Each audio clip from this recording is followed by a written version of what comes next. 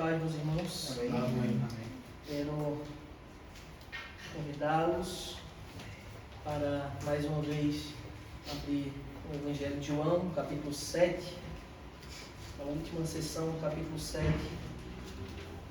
Anderson, pode ir abrir, por favor?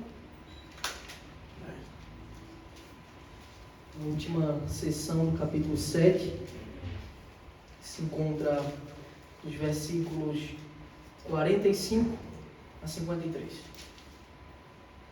João, capítulo 7, versículo 45 ao 53. Os irmãos encontraram? Amém. Então, estarei lendo, cada um acompanha a sua Bíblia. Voltaram, pois, os guardas à presença dos principais sacerdotes e fariseus, e estes lhe perguntaram: por que não trouxestes? Responderam eles: jamais alguém falou como este homem. Replicaram-lhes, pois, os fariseus: será que também vós fostes enganados? Porventura creu nele alguém dentre as autoridades ou algum dos fariseus? Quanto a esta plebe que nada sabe da lei é maldita. Nicodemos, um deles, que antes fora ter com Jesus, perguntou-lhes: acaso a nossa lei julga um homem sem primeiro ouvi-lo e saber o que ele fez? Responderam eles: dar-se-á o caso de que também tu és da Galileia. Examina e verás que da Galileia não se levanta profeta. E cada um foi para a sua casa. Amém. Oremos. Deus eterno, nosso Senhor, nosso Deus, nosso Pai, nesse momento, Senhor, nós buscamos a Tua face através do Teu ensino, através da Tua palavra. Por isso eu te peço, Senhor, que cada palavra aqui proferida, que cada coisa aqui falada nesta noite, seja, Pai, por Tua iluminação. Que não falemos nada, Senhor, que venha do nosso próprio eu, do nosso ego, pelas nossas vaidades, mas senão que cada coisa aqui dita seja para Te glorificar de forma humilde, de forma sábia diante de Ti. Ajuda-nos, Senhor, a compreender Teu Evangelho. Ajuda-nos, Senhor, a compreender as coisas da vida, pois o Senhor, Pai, nos ensina cada coisa através da Tua palavra. Eu te peço, guia-nos. Faz-nos, Senhor, sábios diante de Ti, conhecedores da Tua palavra. Nós apliquemos ela nas nossas vidas de forma santa, de forma sábia, de forma justa, não para a nossa glória, mas para a Tua, Senhor, pois só o Senhor é digno de toda glória, honra, louvor e adoração. Ajuda-nos, Senhor. Desvenda-nos os mistérios do Teu Evangelho. Em nome de Jesus. Amém.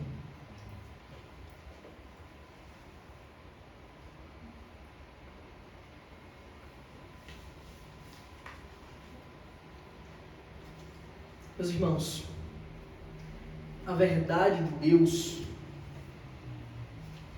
a verdade perfeita do nosso Deus, que Ele mesmo nos ensina através da Sua palavra, através da iluminação do Seu Santo Espírito, como nós acabamos de orar, pedindo a Ele a iluminação.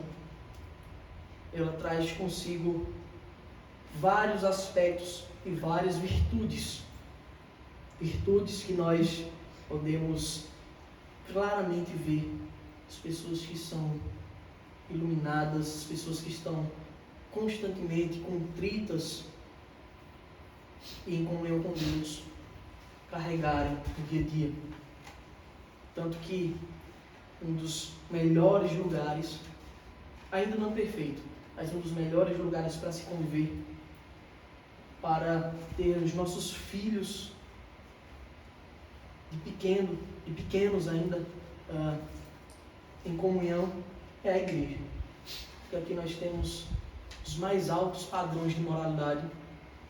Aqui nós falamos das coisas santas, aqui nós buscamos as coisas virtuosas de Deus. E isso porque o Senhor nos comunica esses atributos. E a sua palavra, ela nos comunica muitas coisas. Conhecimento verdadeiro de Deus, ela nos traz virtudes. Dessas eu gostaria de destacar duas nessa noite.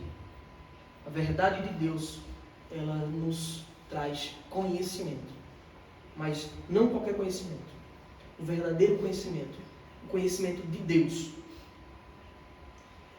Nós passamos a ter acesso a verdades soberanas, que só são reveladas através da Escritura. Nos mais diferentes âmbitos, nós passamos a ter acesso a verdades sobre as coisas do cotidiano, sobre o mundo à nossa volta, sobre a nossa existência, os nossos anseios, porque a gente é assim. E tudo isso a gente enxerga, essas verdades, que nós chamamos de cosmovisão.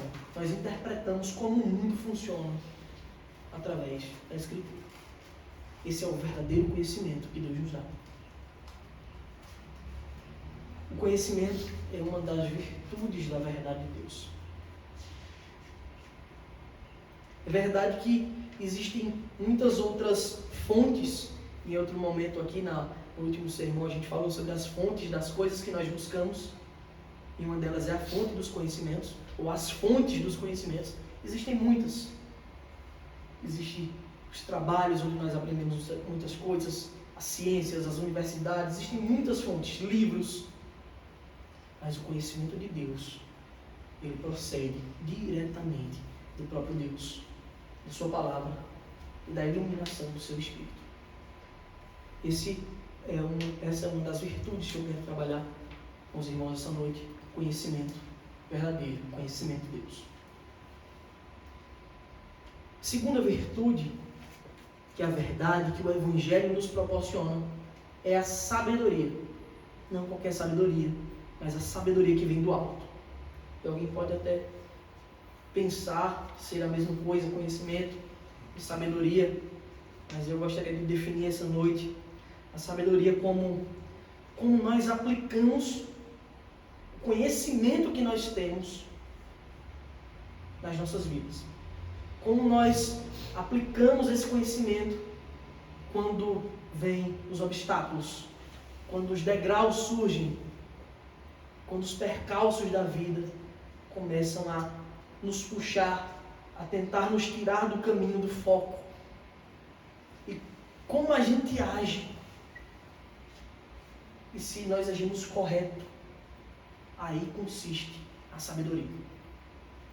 A junção desses dois elementos, dessas duas virtudes que nós encontramos no Evangelho de Deus, elas fazem com que nós tenhamos uma vida reta, santa e justa diante de Deus. Talvez uma coisa que ilustre um pouco disso seja a morte. É um dos temas que nós já tratamos aqui, acho que é a primeira vez que nós nos reunimos, eu falei sobre morte. Ali um capítulo de João falava sobre a morte de Lázaro. E a morte é uma coisa que é de conhecimento de todos. Todos sabem que um dia morreremos, sejam crentes ou descrentes. Porém, o crente, ele compreende, ele tem o conhecimento do porquê a morte existe. De qual o motivo de haver morte. E o motivo é porque todos pecaram. E o salário do pecado é a morte.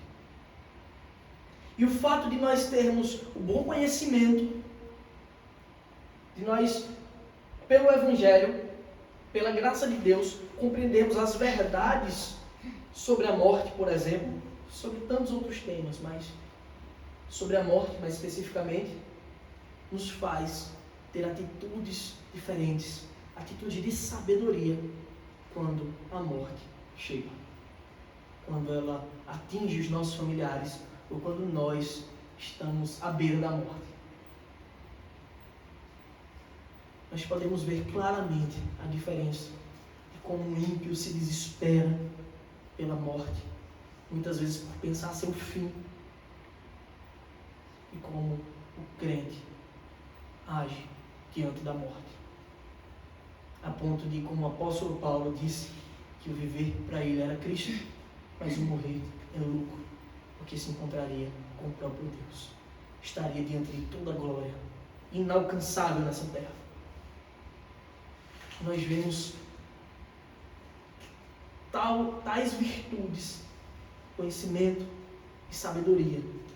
Não o conhecimento comum, não a sabedoria comum, como muitos até brincam, a sabedoria de boteco ou de outras coisas. Não essa, mas a sabedoria que vem do alto. Ela nos assiste para que tenhamos uma vida de fato justa diante de Deus. Para que possamos interpretar o mundo e viver nesse mundo caído sem nos corrompermos por ele.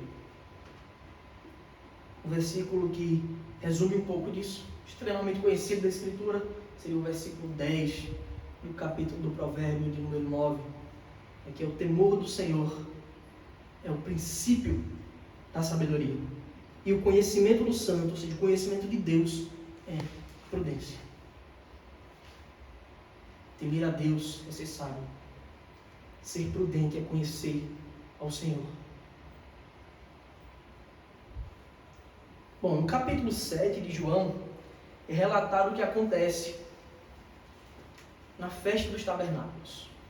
Sabemos que anualmente o povo de Deus comemorava a festa dos tabernáculos, e a festa dos tabernáculos era comemorada por 7 dias. Por 7 dias o povo de Deus ia a Jerusalém e habitava em tendas. Mas por que eles habitavam em tendas? E aí veio o significado da festa. O Senhor instituiu a festa para que aquele povo habitasse em tendas por 7 dias, para que eles lembrassem que o Senhor os tirou da terra do Egito e os fez habitar em tendas no deserto por 40 anos. Isso lembrava um dos aspectos do nosso Deus, o caráter do nosso Deus como Deus libertador. Deus que nós cremos é um Deus libertador. Ele libertou o povo do passado do cativeiro egípcio, mas em Cristo, que é onde o significado da festa se conclui, Ele nos liberta do cativeiro do pecado, da condenação do pecado. E não só isso, a festa também era para lembrar que o Senhor tinha prometido boa colheita quando o povo entrasse na terra prometida, mostrando o caráter de Deus provedor. O nosso Deus é o Deus provedor, mostrando que em Cristo nós também somos providos de graça, misericórdia, perdão, amor e de vida eterna. Mais uma vez, o significado da festa se conclui em Cristo. E em toda a Escritura nós nos deparamos com pessoas sábias, como a gente iniciou falando de sabedoria e conhecimento. Toda a Escritura nós nos deparamos com pessoas sábias, de fato, a sabedoria que vem do alto, homens de Deus, mas também com pessoas que eu vou chamar nesse momento de sábias aos próprios olhos. Eram sábias segundo o que elas achavam ser corretas, não mediante a palavra de Deus. E a diferença entre elas, basicamente, são as fontes do ensino. As fontes, nós falamos de tantas fontes, a fonte da sabedoria, a fonte do conhecimento. Enquanto daqueles que têm a sabedoria verdadeira, o conhecimento verdadeiro, a fonte é Deus, é o Senhor, a sua palavra. Aqueles que não têm conhecimento verdadeiro, o que são sábios aos próprios olhos, as fontes são múltiplas. Geralmente aquelas que mais agradam o seu coração. Nós vimos que o verdadeiro ensino que vem do alto, aquele que tem o verdadeiro ensino, que comunica de fato o verdadeiro conhecimento, que comunica de fato a verdadeira sabedoria, ele possui aspectos. Nós vimos que o conhecimento que vem de Deus, a sabedoria do alto, ela é humilde. Aquele que esboça isso, ele é humilde. Aquele que tem o verdadeiro conhecimento de Deus, verdadeira sabedoria, ele não fala as coisas do próprio coração. mas ele comunica aquilo que foi ensinado por Deus em sua palavra.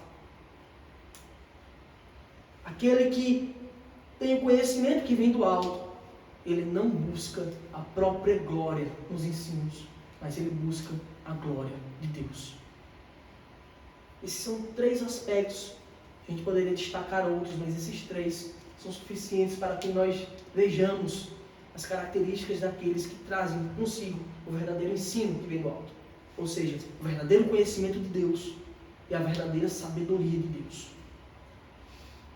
Nesse capítulo 7, meus queridos, nós conseguimos enxergar em vários pontos alguns desses conhecimentos, algumas dessas sabedorias, tanto as que vêm do alto, como as que vêm do coração dos homens, como aqueles que estão entorpecidos pelo eu. No capítulo 7, ainda no início, no versículo de 3 a 5, diz assim: Dirigiram-se, pois, a ele os seus irmãos, e lhe disseram: Deixa este lugar e vai para a Judeia, para que também os teus discípulos vejam as obras que fazes. Porque ninguém há que procure ser conhecido em público e, contudo, realize os seus feitos em oculto. Se fazes estas coisas, manifesta-te ao mundo, pois nem mesmo os seus irmãos criam nele. E aqui a gente vê os irmãos de Jesus tentando ensiná-lo como propagar o Evangelho. Olha, você faz essas coisas, por que você está fazendo aqui em oculto? Vá lá e faça diante de todos. Essa não era a sabedoria que vem do alto, pois nós sabemos que Jesus veio cumprir cada coisa que o Pai determinou. E Ele tinha o tempo certo para morrer. Ele não poderia fazer aquilo, senão que cada momento, que cada coisa estava programada pelo nosso Deus, pois Ele é o Senhor da história. Nós vemos esse conhecimento terreno, esse conhecimento fraco, os próprios irmãos de sangue de Cristo tentando ensiná-lo como ser Deus, tentando ensiná-lo como ser o Messias. Olha que arrogância, que ponto chega a arrogância do homem. Eles olham para Deus e dizem: não é assim que faz, é desse jeito, aprendam comigo. Versículos de 15 a 18 diz assim: Então os judeus se maravilhavam e diziam: Como sabe este letras sem ter estudado? Respondeu-lhes Jesus: O meu ensino não é meu, sim daquele que me enviou. Se alguém quiser fazer a vontade dele, conhecerá a respeito da doutrina, se ela é de Deus ou se falo por mim mesmo. Quem fala por si mesmo está procurando a sua própria glória, mas o que procura a glória de quem o enviou, esse é verdadeiro e nele não há injustiça. E aqui o próprio Cristo ensinando como é o verdadeiro conhecimento de Deus.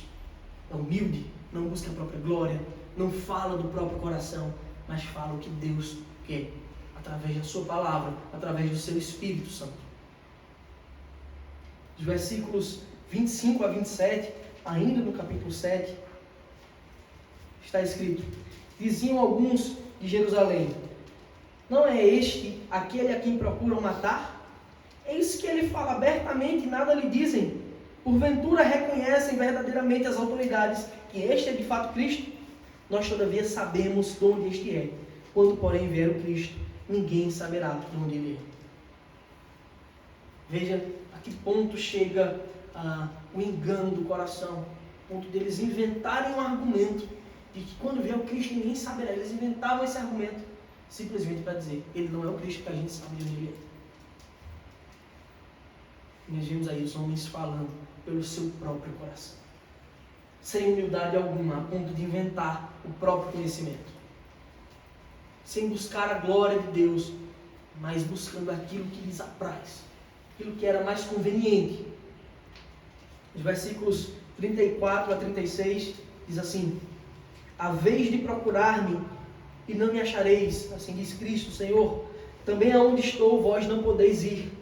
A resposta deles é: Disseram, pois, os judeus uns aos outros: Para onde irá este que não possamos achar? Irá porventura para a dispersão entre os gregos, com o fim de os ensinar? O que significa de fato o que ele diz? A vez de procurar-me não me achareis. Também aonde eu vou, aonde eu estou, vós não podeis ir. E aqui eles são tomados de uma arrogância tal, quando Cristo revela para eles a incapacidade deles o seguirem com suas forças até o céu. E eles de forma arrogante: onde é que esse homem pode ir que eu não possa também? Nós vemos quão estavam enganados pelo erro. Um cego é aquele que não coloca a glória de Deus à frente da sua própria vontade, na frente do seu próprio coração. Versículos de 40 a 44 diz assim: então os que dentre o povo tinham ouvido estas palavras diziam: este é verdadeiramente o profeta. Outros diziam: ele é o Cristo. Outros, porém, perguntavam: porventura o Cristo virá da Galileia? Não diz a Escritura que o Cristo vem da descendência de Davi, da aldeia de Belém, de onde era Davi? Veja aqui, um dentre eles já desmentiu um erro dos fariseus, um pouquinho antes, que diziam que eles não sabiam onde o Cristo era. Eles estavam certos. Assim houve dissensão entre o povo por causa dele. Alguns dentre eles queriam prendê-lo, mas ninguém lhe pôs as mãos. Meus queridos, conhecimento que vem do alto, ele não pode ser atingido por mérito próprio. Conhecimento que vem do alto, ele não está em nossos corações, como muitos dizem. Deus está no coração de todos. Deus é aquilo que você, é aquela força que você sente. Isso é falácia, mentira. O Senhor se revela a nós através da sua palavra, através da sua santa palavra. Todos esses versículos lidos, nós podemos extrair grandes verdades sobre o verdadeiro conhecimento de Deus e também sobre o falso ensino. Primeiro, ser parente dos sábios, como os irmãos de Cristo eram irmãos de sangue, filhos de Maria e José. Ser parente dos sábios não te confere verdadeira sabedoria. A gente gosta muito de dar essa carteirada, às vezes: olha, meu pai é professor de tal coisa, então por isso eu sei de tudo. Ah, meu irmão é formado naquilo ali, então eu sei mais do que todo mundo. Ser parente dos que sabem não te confere sabedoria nenhuma. Segundo, estar entre as autoridades, ter patente, cargos, títulos, sejam eles religiosos ou não te dão o verdadeiro conhecimento de Deus.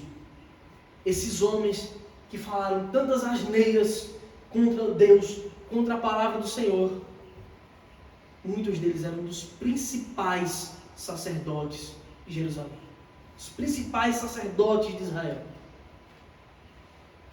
Isso não conferia a eles o verdadeiro conhecimento de Deus. Terceiro, e muito importante para nós, há muitos falsos líderes dentro das igrejas. Não só no passado, mas hoje. Há muitos falsos líderes dentro das igrejas.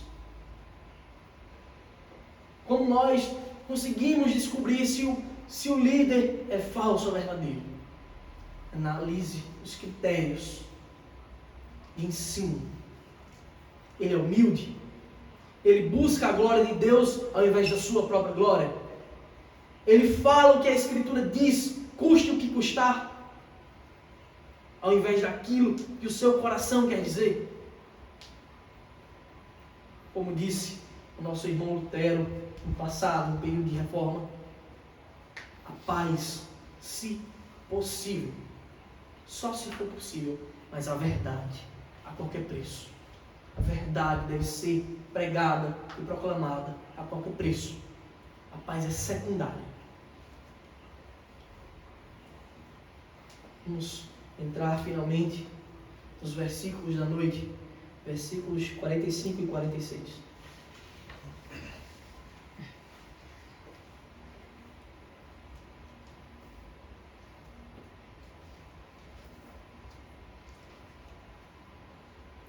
Versículo 45 diz: voltaram, pois, os guardas à presença dos principais sacerdotes e fariseus, e estes lhe perguntaram: por que não o trouxestes? Responderam eles: jamais alguém falou como este homem. Olha que interessante.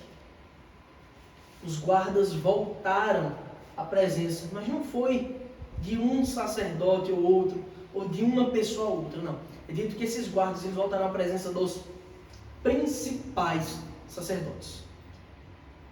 Diferente de hoje, meus irmãos, que a igreja tem uma distinção muito grande da política, no sentido de autoridade, nesse tempo não era assim.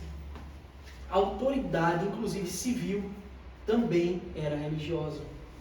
E aqueles homens agora, aqueles guardas, eles vão diante dos principais sacerdotes, de quem mandava e desmandava em Jerusalém.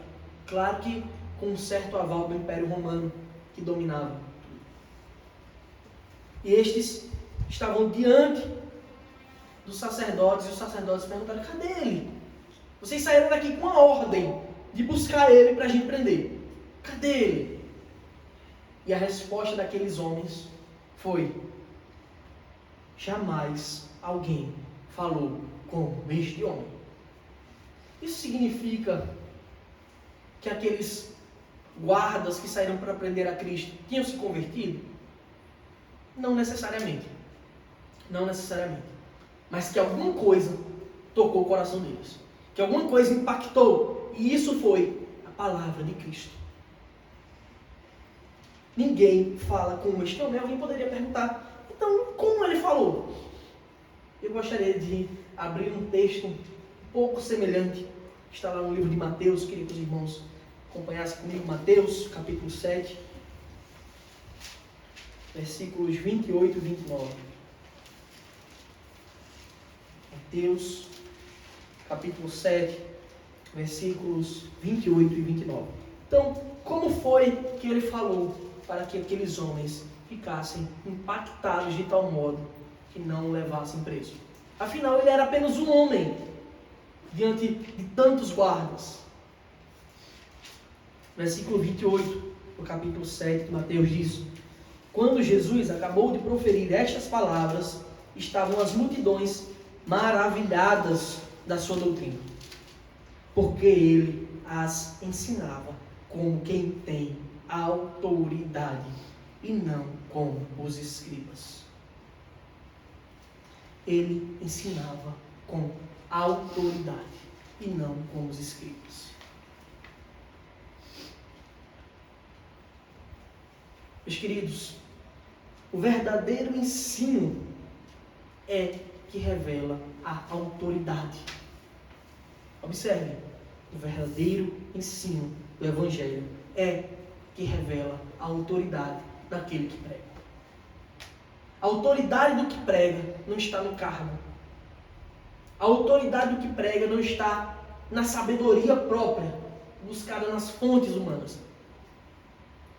É o verdadeiro ensino do Evangelho. É quando o Evangelho é ensinado da forma correta, buscando a glória de Deus, com humildade, fazendo a vontade do Pai, falando aquilo que vem unicamente da sua palavra. É isso que confere a autoridade do Evangelho. E não o contrário. Não os títulos de autoridade é que garantem e que revelam o verdadeiro ensino. Afinal, quantos doutores nós não conhecemos que falamos coisas bizarras? Quantos pastores não falam as maiores asneiras dos púlpitos? Como aqueles principais sacerdotes que estavam tramando a morte do próprio Deus, que eles diziam conhecer. A autoridade dos títulos não revela o verdadeiro conhecimento. Mas o verdadeiro conhecimento é que revela a verdadeira autoridade do ensino. Nós devemos estar constantemente, meus queridos, por causa disso. Esses homens, esses guardas, eles foram pressionados pelos principais sacerdotes. Cadê ele? Vocês saíram daqui com uma ordem. E quanto a nós hoje? Nós devemos estar constantemente preparados para ter a nossa fé bombardeada por aí afora, por todo mundo, bombardeada pelos enganos do mundo, pelos enganos dos ímpios, pelos enganos do falso ensino, que é pregado diariamente, constantemente, enquanto nós estamos dormindo muitas vezes, descansando. Os ímpios, os homens maus, eles não descansam em propagar as suas mentiras.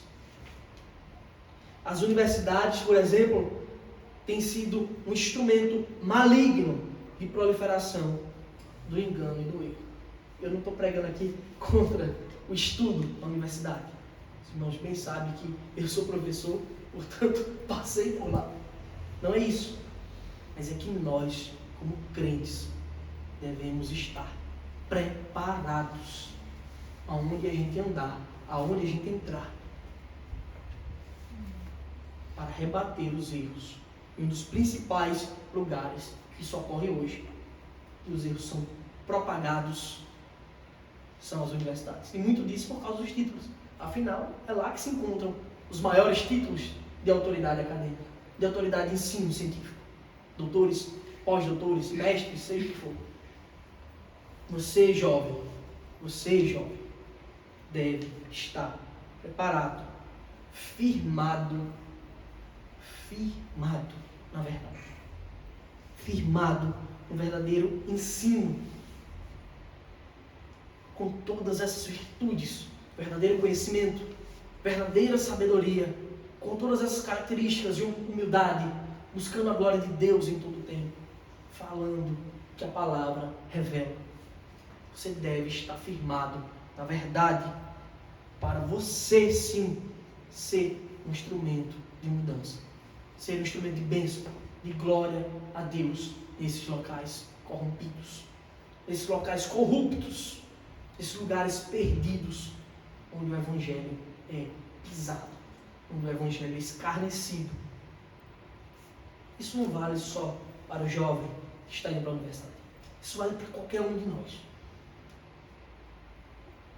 Seja nos colégios, com as crianças, nas universidades, no trabalho, no lazer e até na igreja, se levantarem falsos mestres. Até na igreja devemos estar preparados, porque falsos mestres vão se levantar. E nenhum título, seja acadêmico, seja eclesiástico, supera a verdade do Evangelho. Nenhum título de qualquer natureza pode se sobrepor ao Evangelho. Nós devemos estar firmados. Eu lembro que já contei essa história muitas vezes. Certa vez eu estava na universidade conversando com uma professora que era de outra religião, mas falando sobre o cristianismo, uma conversa respeitosa. E nessa troca de aula, outro professor veio e entrou na conversa. Ele ia entrar na sala, claramente revoltado contra o cristianismo, um homem ímpio, um homem mau. Ele chegou na sala em alta voz, proferindo uma grande heresia e de um nível muito chumbo, muito baixo. Eu não estou nem aí se Jesus teve relações sexuais com Maria Madalena. Não sei onde é que ele tirou isso. Veja ao nível da mente do homem corrompido. Eu me lembro muito de Romanos, capítulo 1. Diz assim: invocando-se por sábios, tornaram-se loucos. E esse homem começou a falar as maiores heresias e bizarrices, mostrando na verdade que ele não tinha humildade alguma, que ele não tinha um verdadeiro conhecimento, que ele não tinha a verdadeira sabedoria, que ele buscava a própria glória, que ele falava aquilo que vinha do coração enganoso dele mesmo. E aquele homem foi rebatido. E a gente não pode se calar. Tinham outros cristãos na sala, outros que não eram evangélicos, mas que mesmo assim se sentiram enojados pela palavra dele. E ele foi desmascarado como ímpio, porque nós não devemos baixar a cabeça para esses homens maus, principalmente esses que se colocam em lugar de autoridade, de superioridade de ensino. Por isso, meu querido, nós precisamos estar prontos. Você não deve ficar calado. Não fique calado. Nós precisamos constantemente buscar o ensino que vem do alto, o verdadeiro ensino, o verdadeiro conhecimento e a verdadeira sabedoria. Porque só firmado na palavra é que a gente pode passar por situações como essas ou até piores, sem fraquejar, sem baixar a cabeça para um título, para um ímpio. Para isso você deve ter, meu querido, uma vida de comunhão com Deus. Você deve buscar santidade. Para isso você deve buscar o verdadeiro conhecimento na boa fonte que é a palavra de Deus.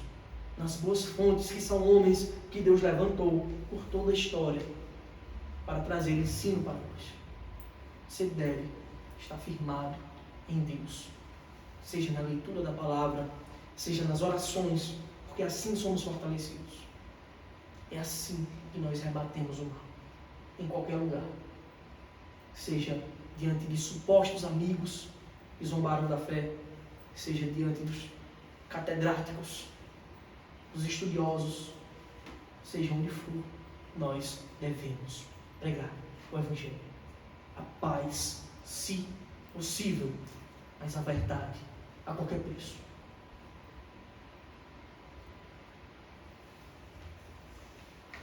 Você deve estar firmado.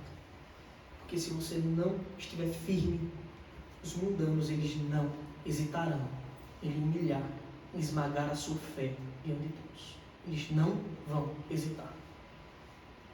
Versículo 47 está a resposta dos fariseus para a pergunta: cadê ele que vocês não trouxeram?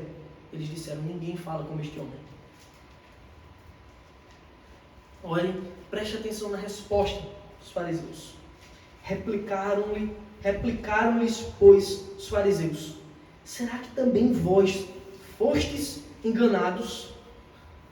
Será que vocês foram enganados? E a expressão que eles usam, que os ímpios usam, para se referir a nós crentes, a nós cristãos, é que nós somos os coitadinhos enganados. Quem nunca ouviu? Você é bitolado. É assim que eles se reportam a nós. Vocês são bitolados. Mal sabem eles que quem é responsável pelo ensino público, a invenção da alfabetização pelo ensino público, somos nós os cristãos.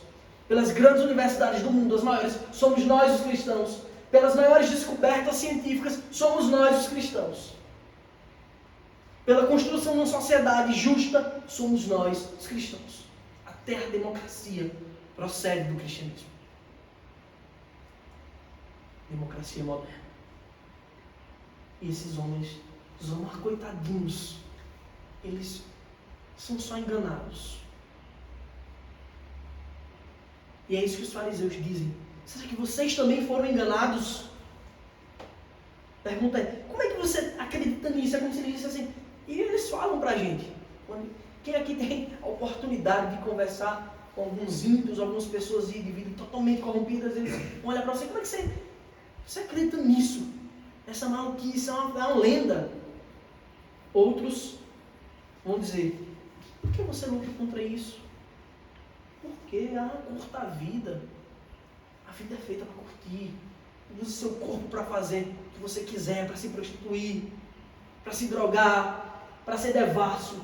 Use o seu corpo para fazer o que você quiser. É assim que eles olham para nós, como coitados, enganados, manipulados. Mal sabem eles que quem está enredado no erro são eles que não conseguem lutar contra o próprio pecado, que não conseguem dominar o próprio eu maligno. Quem pensa desse jeito, certamente busca a própria glória. Certamente o seu Deus é o seu ventre. Esse é um dos seus grandes argumentos. Esse é um dos seus grandes argumentos. Vocês foram enganados. E eles continuam, não param por aí. O outro argumento também, muito comum hoje, é usado pelos fariseus no versículo 48. Diz assim: porventura, creu nele alguém dentre as autoridades, ou algum dos fariseus? Eles estão olhando para aqueles homens, apenas soldados, E eles olham para os soldados e dizem, olha para nós aqui. Está vendo alguém que creu em Cristo? Nessa pregação aí. Você não está vendo que só quem crê nele é quem não tem título nenhum? Os títulos, o conhecimento está aqui. Quem aqui creu nele? Ou seja, se você tiver que se espelhar em alguém, você vai se espelhar em quem? Nessa plebe, como eles chamam, essa plebe maldita, ou em nós? Que carregamos o ensino, que somos os sacerdotes.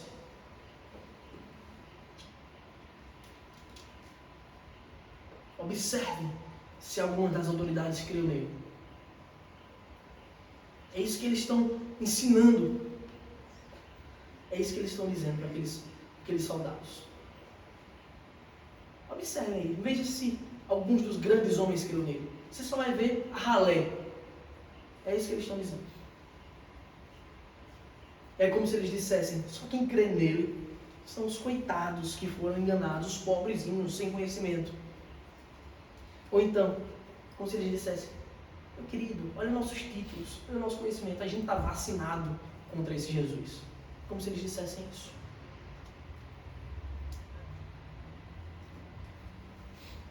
E é fato que esses mesmos argumentos são usados constantemente, principalmente nas universidades. Eu debater com você, claro que eu sou superior, afinal eu sou doutor. Afinal eu conheço mais filosofia do que todos. Afinal já tenho não sei quantos livros publicados. Isso é muito comum. Por isso, nós devemos estar firmes no Evangelho. Fé verdadeira, certeza do Evangelho. Versículo 49. Quanto a esta plebe que nada sabe da lei, maldita, é isso que eles estão dizendo. Nós aqui não fomos enganados. Os enganados foi essa plebe aí que não sabe nada da lei. Observe essa acusação deles. Essa plebe que nada sabe da lei. Evidente que o ensino que eles carregam, os que pensam assim, está totalmente destituído de humildade, que é um dos princípios do verdadeiro ensino que vem do alto. E estes homens eram sacerdotes, não qualquer sacerdote, mas eram os principais sacerdotes ali reunidos. Os falsos líderes, nos dias de hoje, até usam a Bíblia. Usam a Bíblia. E o seu discurso não é tão distante. O seu discurso é, não toque no ungido. Afinal, eu fui ungido, eu estou certo. Não toque no ungido do Senhor. Quem nunca ouviu tal discurso?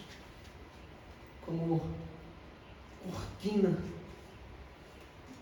para a propagação do erro, do engano. São esses mesmos que no grande dia ouvirão do Senhor: eu não vos conheço. Versículos 50 e 51. Diz assim: Nicodemos, um deles, que antes fora ter com Jesus, perguntou-lhes. Ele fala aqui Nicodemos, que antes fora ter com ele. O mesmo Nicodemos que foi procurar Jesus de noite. E é evidente que Nicodemos ele foi tocado pelo Evangelho. Ele era um dos principais sacerdotes de Israel. Ele era um dos 70 homens, dos 70 principais sacerdotes. E é evidente que ele foi tocado por Cristo. Quando Cristo olha para ele e diz: Nicodemos, você precisa nascer de novo.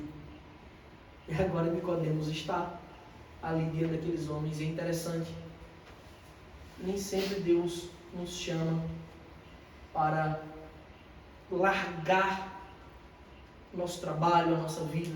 Não, às vezes Deus nos converte para que a gente continue onde a gente está sendo bênção, seja no trabalho, seja na família. Muita gente quer se isolar do mundo, que é um erro. Nicodemos ele continuou onde ele deveria estar. Ele continuou sendo um homem de Deus em Israel. E agora o que é dito é: Nicodemos, um deles, que antes foram ter com Jesus, perguntou-lhes. Aqui está a pergunta de Nicodemos. Nicodemos agora ele vai usar a lei mosaica, a lei de Israel. Está assim: acaso, essa é a pergunta que Nicodemos faz, acaso a nossa lei julga um homem sem primeiro ouvi-lo e saber o que ele fez? Então Nicodemos foi só sensato. Nós somos os conhecedores da lei, vamos fazer o que a lei diz. Acaso a nossa lei julga um homem sem ouvi-lo, sem saber o que ele fez? E o interessante é que esses homens, eles tinham acabado de dizer que a plebe, aqueles que estavam seguindo a Cristo, eram malditos porque não conheciam nada da lei. E agora eles mesmos mostram que eles estavam ferindo a própria lei. Afinal, eles já tinham mandado os guardas prenderem Cristo. Mas por quê? Se eles nem tinham ouvido Cristo ainda, nem tinham inquirido Cristo ainda em nada. E no versículo 52,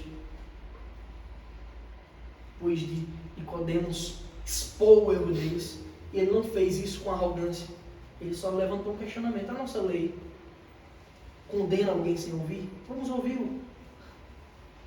E a resposta daqueles homens que estavam cegos pelo ódio, o ódio comum de muitos que não têm a Cristo, e muitos que odeiam simplesmente o Evangelho por odiar. Eles respondem, versículo 52, responderam eles: dar-se-á o caso de que também tu és da Galileia? Será que tu é da Galileia também, Nicodemos? Examina e verás que da Galileia não se levanta profeta. Quanto erro tem em uma frase só? Quanta coisa errada eles falam em uma frase só. Primeiro, isso aqui não justificava o erro deles de querer condenar a Cristo, querer matar Cristo sem antes ouvi-lo. Eles já estavam ferindo a lei aí. E não se espantem, meus queridos. Muitos líderes religiosos fazem isso. Passam por cima da lei, passam por cima dos estatutos, passam por cima da Bíblia e não estão nem aí. Se isso for agradar o próprio ventre, eles não estão nem aí. E eles olham agora para Nicodemos, um deles, e eles fazem um clássico argumento ad hominem, né, contra o homem. Será que você também é da Galileia, Nicodemos? Para estar defendendo, Nicodemos nem estava defendendo a Cristo. Você estava defendendo a lei. A lei diz que você tem que ouvir. E vocês estão condenando ele sem ouvi-lo. E eles falam: será que você é da Galileia também? Nicodemos, examina a Escritura, olha o erro deles, examina e verás que da Galileia não se levanta profeta. Como eles poderiam estar errados? Primeiro, eles tentaram burlar a lei por um argumento nada a ver. Simplesmente usaram um argumento ad hominem contra Nicodemos para burlar a lei. Segundo, Cristo não é da Galileia. Cristo é de Belém. Cristo é de Judá. Afinal, ele é o leão da tribo de Judá. Todo mundo sabe disso. É só ler a Escritura. E tu, Belém, é fraca.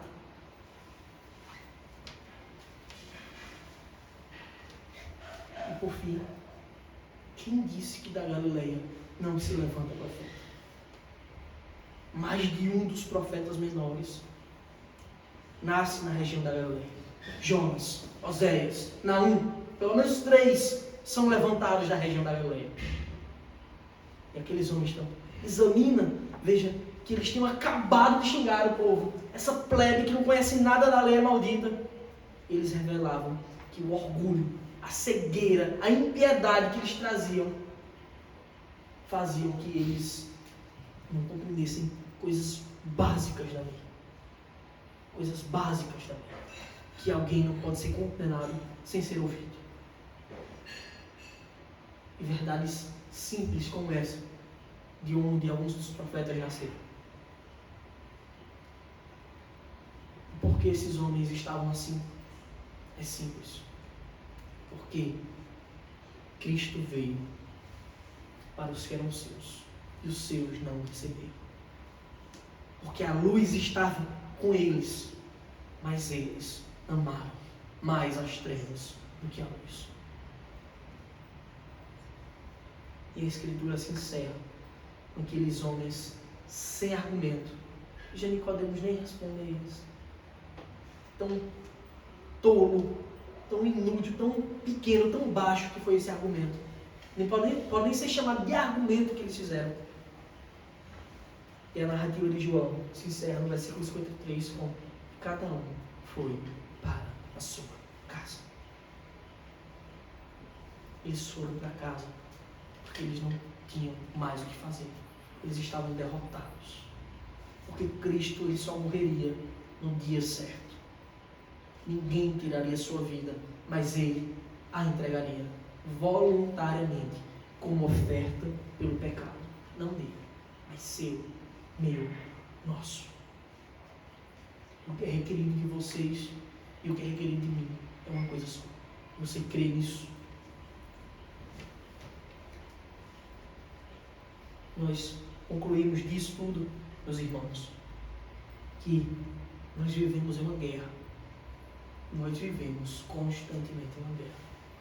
Não é uma guerra com armas de destruição física, nem de destruição em massa, mas é uma guerra da verdade contra o engano.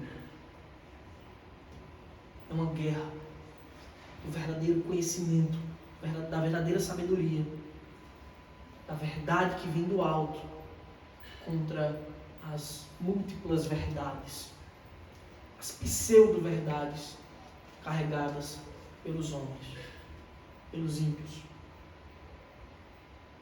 A nossa missão nessa guerra é estar firme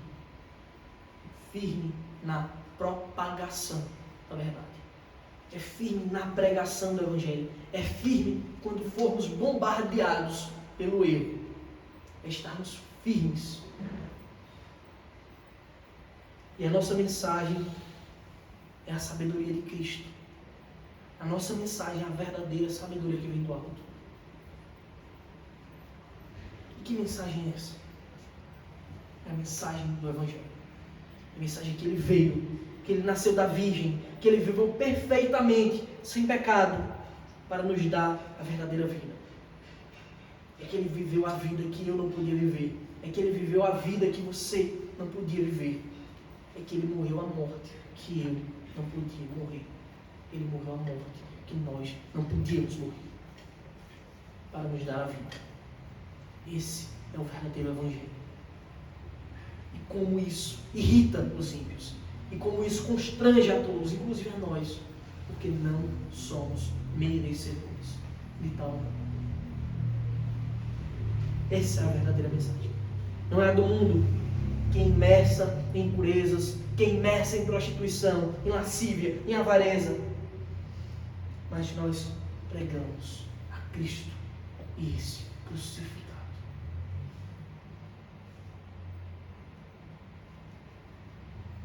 Loucura para os gregos, escândalo para os judeus. Mas para nós, o Evangelho é o poder de Deus para tudo que quer. Essa é a mensagem que nos traz a vida eterna. E essa guerra, meus queridos, ela já foi vencida por Cristo. Amém.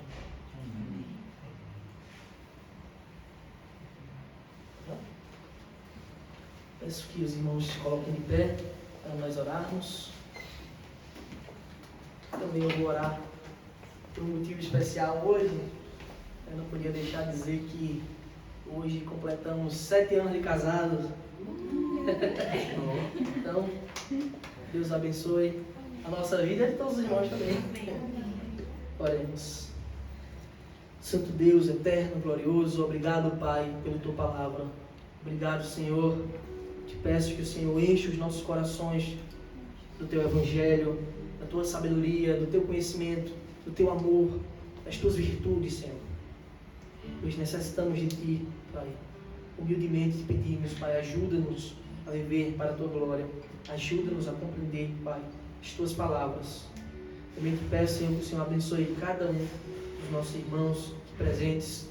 Que o Senhor, Pai, nos acompanhe para os nossos lares, nos dando, Pai, uma semana abençoada com o Teu amor, com a Tua graça, com a Tua misericórdia.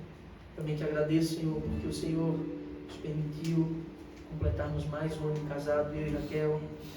Que o Senhor abençoe o nosso relacionamento, nossa vida, bem como de todos os irmãos aqui presentes, e dos nossos filhos, nosso filho que vem, dos nossos pequeninos da igreja. Que o Senhor abençoe cada um deles, para a Tua glória sempre, Senhor, em nome de Jesus. Amém.